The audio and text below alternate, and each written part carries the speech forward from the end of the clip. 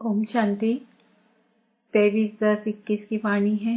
मीठे बच्चे, रावण की मत पर कोई भी विकर्म मत करो। पतितों को पावन बनने का रास्ता बताओ। प्रश्न: सयाने सेंसिबल बच्चे कौन सा पुरुषार्थ करते हुए एक श्रीमत का ध्यान अवश्य रखेंगे? उत्तर: सेंसिबल बच्चे ऊंच पद पाने के लिए निरंतर याद में रहने का पुरुषार्थ करते हुए सदैव इस श्रीमत का ध्यान रखेंगे कि हमको निमित्त बन अनेक आत्माओं का कल्याण करना है। जो भक्तों का कल्याण करते हैं उनका कल्याण स्वतः ही हो जाता है।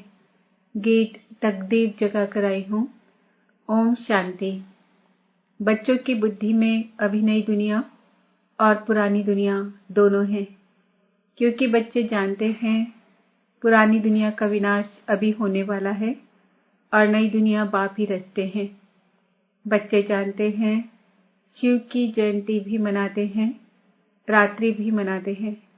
दोनों अक्षर का अर्थ दुनिया में कोई नहीं जानते।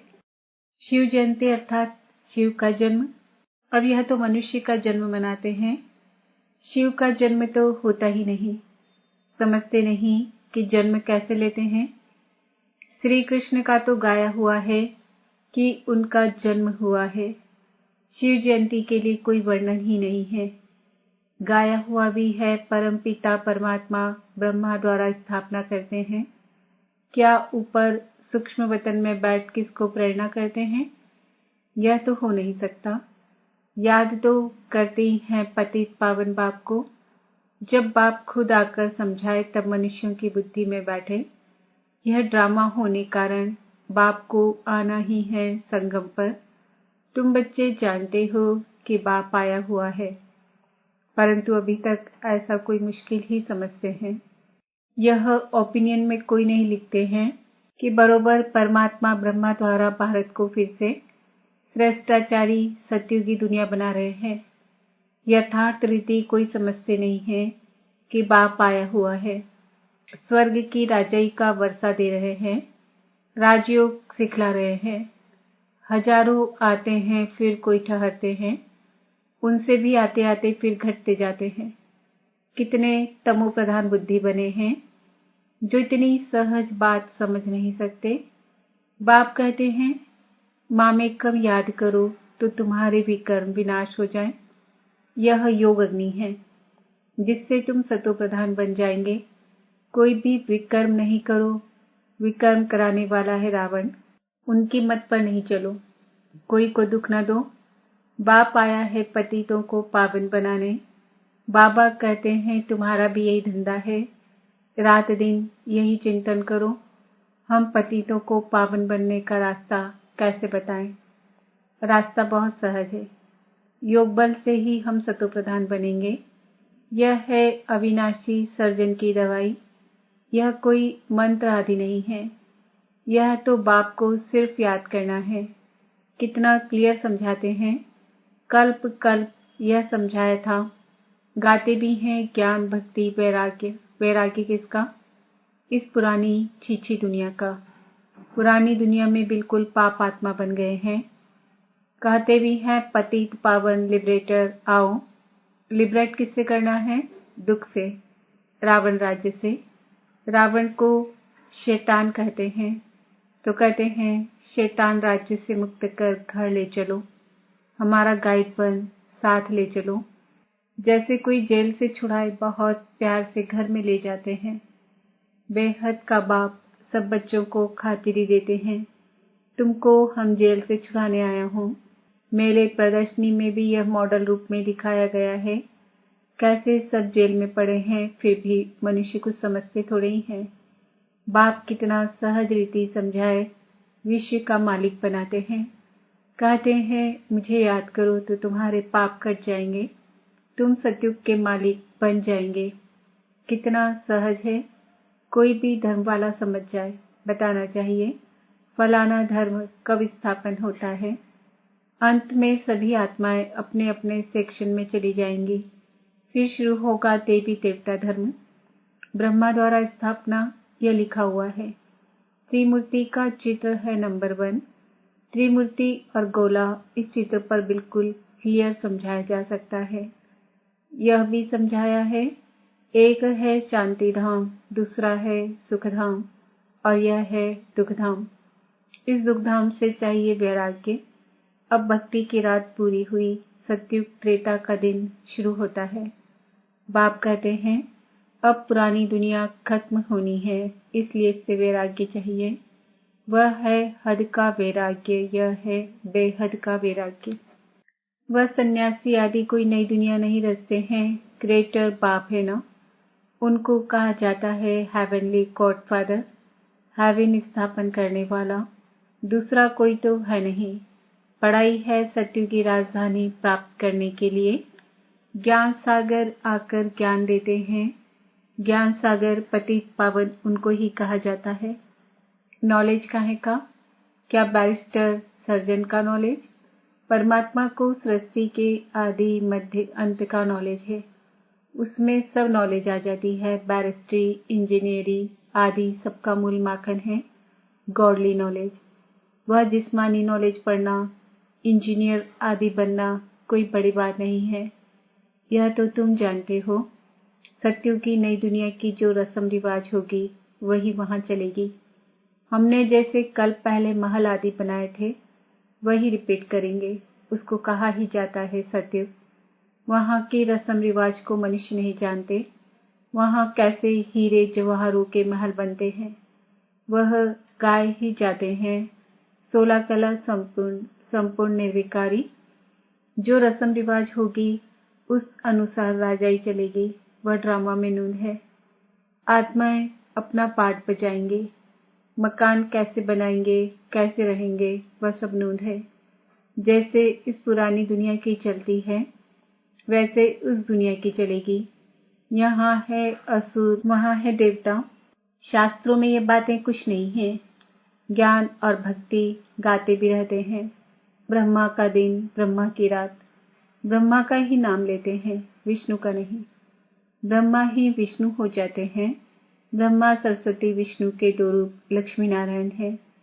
इसलिए बाबा ने समझाया है कि लक्ष्मी नारायण ही 84 जन्म बाद ये बनते हैं। राजयोग की तपस्या करते ही यहाँ है, सूक्ष्म वतन में नहीं। यज्ञ आदि भी यहाँ रचा जाता है। बाप समझाते हैं यह अंतिम यज्ञ है। फिर सत्युग त्रेता में कोई यज्ञ नहीं होता। किस्म किस्म के यज्ञ रचते हैं। बरसात नहीं हुई तो यज्ञ रचेंगे। कोई भी दुख आता है तो यज्ञ रचते हैं। समझते हैं यज्ञ से दुख टल जाएंगे। यह तो सबसे बड़ा यज्ञ है। जिस ज्ञान यज्ञ से सारी सृष्टि के दुख टल जाते हैं। यह है राजस्व अश्वमेध अविनाशी ज्ञान यज्ञ। सब इसमें स्वाहा हो जाएंगे। कितनी अच्छी रीति समझाया जाता है। अपना ही सामान हो, लोन पर क्यों लेवे? बाप डायरेक्शन दे रहे हैं प्रदर्शनी कमेटी को वाटर प्रूफ मंडप बना लेवे। भल बरसात पड़े हर्जा नहीं। बाबा जब दिल्ली गया था तो ठंडी में भी मंडप में जाकर भाषण करते थे। ठंडी के लिए तो सबको गर्म कपड़े हैं। प्रदर्शनी के लिए तो कितने भी मंडप बना सकते हो, कोई विघ्न न डाले। अच्छा इंश्योरेंस कर दो। सर्विस तो करनी होती है ना। समझाना भी है। बाप का पूरा परिचय देना है। अभी तो हम बाप के साथ हैं। ज्ञान सागर बाप से हमें ज्ञान मिल रहा है। सत्युग में ज्ञान की दरकार नहीं रहती। बाप कहते हैं मैं सद्गति के लिए आया हूँ। फिर रावण से दुर्गति होती है। सद्गति दाता तो एक बाप ही है। कितना क्लियर समझाया जाता है, परंतु खुद समझते नहीं, सिर्फ कह देते हैं। यह मनुष्यों के लिए बहुत अच्छा है। बाकी खुद समझे उसके लिए फुर्सत नहीं। बड़े बड़े लोगों को भी कितना जाए समझाते हैं। सिर्फ यह समझो कि बाप कैसे श्रेष्ठाचारी दुनिया बनाते हैं। श्रेष्ठाचारी बनाना बाप का काम है, तब तो बाप को पुकारते हैं। गाते रहते हैं दुख हरो सुख दो। यह भी समझते हैं बाप आएगा तो हम बलिहार जाएंगे। श्रीमत पर एक्यूरेट चलेंगे। फिर भी बाप की श्रीमत पर चलते नहीं। मनुष्यों को तो पता नहीं भगवान क्या चीज है। सर्वव्यापी कह देते हैं। अरे पतित पावन भगवान तो एक है ना। वह सर्वव्यापी कैसे होगा? फिर तो सब भगवान कहलाएंगे। भगवान कोई छोटा बड़ा थोड़ी होता है। प्रदर्शनी में यह भी दिखाया है, कोई मांस खाते हैं, कोई लड़ते हैं। क्या यह सब भगवान करते हैं? उस समय मनुष्य खुश होकर चले जाते हैं, बाहर गए, फिर वहां की वहां रही, सिर्फ प्रजा बनती है। राजा बनने के लिए कितना माथा मारते हैं, हाथ सब उठाते हैं राजा बनने के लिए। फिर 5-7 रोज के बाद देखो तो है ही नहीं। माया कितनी जबरदस्त है, झट फंसा देती है। राजधानी स्थापन करना कितना डिफिकल्ट है। धर्म स्थापन करने में डिफिकल्टी नहीं है। वहां कोई असुरों के विघ्न थोड़े ही पड़ते हैं। यहाँ बच्चे कहते हैं शादी नहीं करेंगे, तो बाप कहता शादी तो जरूर करनी है। शादी बिगर दुनिया कैसे चलेगी? अरे शादी न करना तो अच्छा है ना। शादी नहीं करेंगे तो बच्चे भी नहीं होंगे, बर्थ कंट्रोल हो जाएगा। बाप समझाते हैं अब जो करेगा सो पाएगा, आगे चलकर बहुत जल्दी जल्दी बनेंगे। तुम बच्चे जानते हो, जैसे कल्प पहले स्थापना हुई थी वैसे ही होगी। जो दिन बीता वह कल्प पहले मुआफिक, रात को सोते हैं, ख्याल चलते हैं। आज सारा दिन जो पास हुआ वह ड्रामा अनुसार, फिर कल जो होना होगा सो ड्रामा अनुसार होगा। सिवाय तुम्हारे और किसको भी पता नहीं कि ड्रामा है। उसका आदि मध्य अंत क्या है कुछ पता नहीं। तुमको मालूम है तुम पुरुषार्थ करते हो और तो सब घोर अंधियारे में है।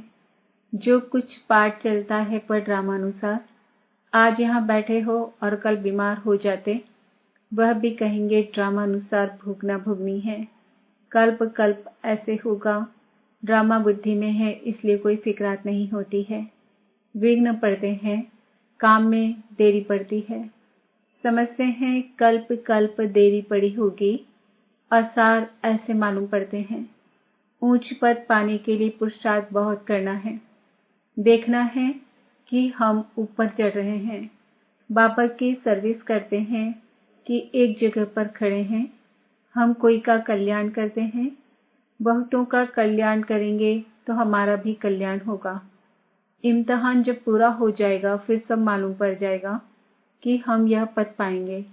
कल्प कल्पांतर की बाजी है, फिर पिछाड़ी में बहुत पछताएंगे कि हमने इतना समय पुरुषार्थ क्यों नहीं किया, बाबा की श्रीमत पर क्यों नहीं चले। बाबा सिर्फ कहते हैं मन मना भव, बस। कितने प्यार से कहते हैं बच्चे मुझे याद करो, औरों को भी रास्ता बताने की सर्विस करो। क्यों नहीं पुरुषार्थ कर ऊंच पद पाना चाहिए। उनको कहेंगे सयाने सेंसिबल बच्चे। पढ़ाने वाला भी समझते हैं कि ये श्रीमत पर नहीं चलते हैं, किसका कल्याण नहीं करते हैं तो जरूर पद भी कम मिलेगा। जितना बहुतों को रास्ता बताएंगे उतना ऊंच पद पाएंगे। अपने लिए सर्विस करनी है, जो करेगा सो पाएगा। तो पुरुषार्थ करना चाहिए कि हम क्यों नहीं ऐसी सर्विस करें। कहाँ प्रदर्शनी होती है तो वहाँ हाफ पे पर भी जाकर सर्विस करते हैं, कोई तो फुल पे भी छोड़कर सर्विस करते हैं। बाबा कहते बाल बच्चों के लिए कुछ चाहिए तो भेज दें। शरीर निर्वाह तो चाहे 1000 से करें, चाहे 10 रुपए से करें। पैसा कोई के पास बहुत है तो लाखों रुपया भी खर्चा होता है। बाबा तो कहते भल तुम घास काटते हो, सिर्फ बाप को याद करो तो 21 जन्मों के लिए स्वर्ग का मालिक बन जाएंगे। अच्छा, मीठे मीठे सिकिंदे बच्चों प्रति माता पिता बाप दादा का याद प्यार और गुड मॉर्निंग।